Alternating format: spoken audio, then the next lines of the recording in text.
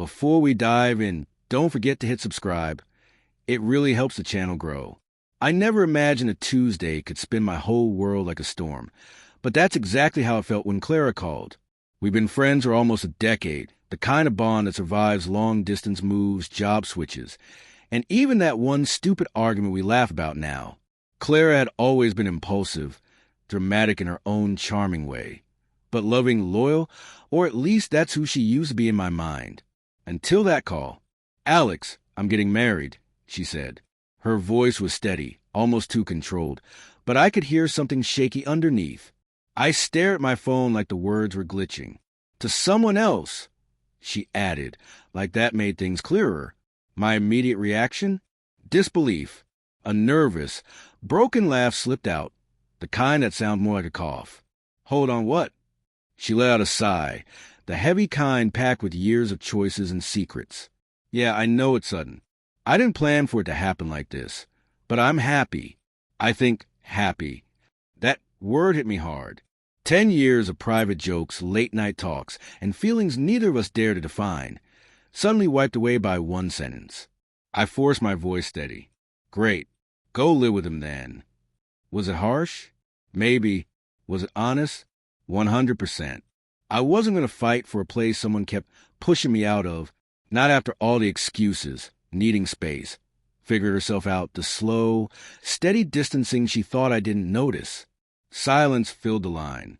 I could hear her AC humming, her hesitant breathing, and then a surprised little laugh. Her laugh.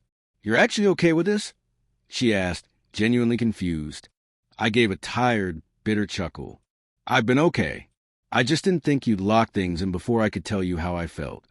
She paused, the long, painful kind filled with everything left unsaid. "Alex, you have feelings for me?"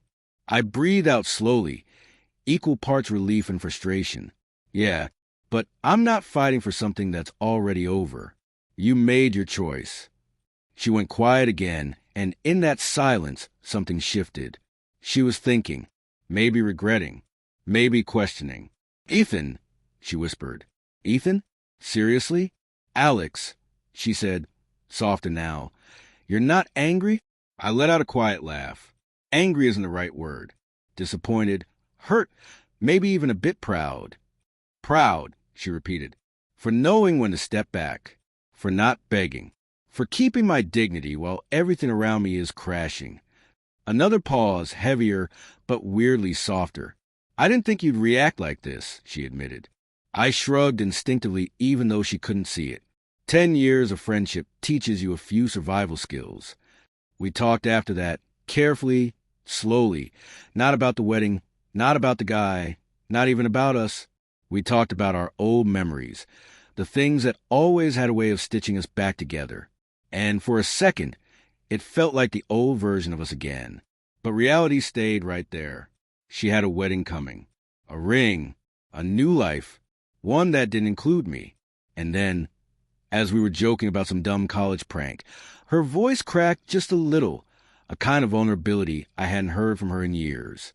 Not confident Clara, not dramatic Clara, just human. "I don't know if I'm ready," she said suddenly. "Not for him. Not really. I thought I was, but..." My chest tightened. This was the moment, the one I'd imagined 1,000 times. But I didn't interrupt. I let her speak. I let her unravel all the knots she'd tied herself into. That's when it hit me. This wasn't about winning her back, or proving something, or even confessing my feelings. It was about clarity. Truth. The quiet kind that sneaks up on you during an ordinary Tuesday phone call. Her words floated between us like smoke. "I don't know if I'm ready. Not for him." I stayed silent, letting the moment breathe. Finally, she whispered, "Alex, I've been lying to myself. I thought this was what I wanted, but I think I'm running from something I can't face." I swallowed hard. Running from what? Her silence said everything. Then, almost too soft to hear, from me, from us, from everything we were. And now, I'm scared I built my future on mistake. A chill ran through me. After 10 years, this was the honesty I've been waiting for. Not a romantic grand gesture, just truth cracking through the wall she'd built. You don't have to decide anything right now. I said gently, I'm not pressuring you, but I'm not disappearing just because you're afraid. She let out a brittle laugh. You really haven't changed. Still the patient one. Still thinking you can fix everything with words. I smiled a little. Not fixing, just listening. Like always, the next few hours blurred. We didn't talk about the wedding or the other guy. We talked about books, the playlist from our road trip that never happened, the dumb pranks we pulled, ordinary stuff, the kind that sneaks under your skin. Then Clara sighed again. Alex, I think I need time to figure out who I am, what I actually want, if this path I ran toward is even mine. Time's good, I said softly. Just be honest with yourself. Another long pause settled between us, heavy but meaningful. And in that stillness, I realized something I'd never admitted. Letting her go, even for a while, didn't feel like losing. It felt like respect for her journey and mine. Alex, she whispered. Yes. I'm scared I might ruin everything. You won't, I said firmly, because the truth always shows up eventually, and it's never as terrifying as pretending. Silence again. Then the impossible happened. She laughed. A real laugh, warm and familiar, the kind that hit me right in the chest.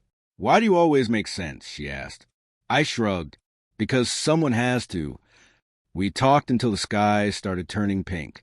And when we finally hung up, there were no promises, no dramatic declarations, no tears.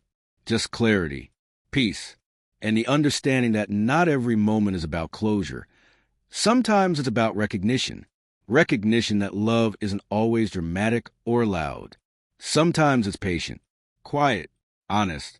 Sometimes the bravest thing you can do is let someone face their truth without pushing. Weeks passed. She didn't call every day. Didn't send constant messages. Life moved forward like it always does. But once in a while, she'd send something small, a memory, a random thought, a tiny piece of honesty. And strangely, those quiet messages mattered more than any grand apology ever could. In that space, I learned something important. Love, the real kind, isn't always about huge gestures or emotional fireworks. It's about patience, about letting someone grow in their own time, even if that growth leads them away from you for a while. Then one afternoon, her message popped up on my screen. Alex, I'm ready to talk. Really talk. No distractions. No detours. Just us. Are you willing?